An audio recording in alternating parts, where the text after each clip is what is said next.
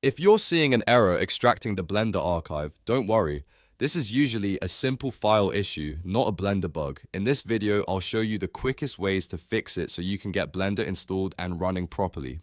If this tutorial helps, make sure to hit like and subscribe for more easy tech guides. First, re-download the Blender zip file. A corrupted or incomplete download is the most common reason this happens, so even if the file looks fine, it's worth grabbing a fresh copy from the official source. Next, right-click the zip file and choose Extract All. On Windows, this is the built-in extraction option, and it works for many downloads. If that still fails, try using 7-zip or WinRAR instead. Sometimes the default extractor struggles with certain archive files, while third-party tools handle them much better.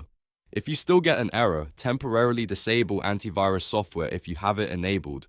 In some cases, antivirus protection can interfere with archive extraction and block parts of the file from being unpacked correctly. Just remember to turn it back on after you're done. Also make sure you have enough disk space before extracting. If your drive is nearly full, the archive may not unpack completely, which can trigger an extraction error. Another helpful fix is to extract the file to a simple location like your desktop.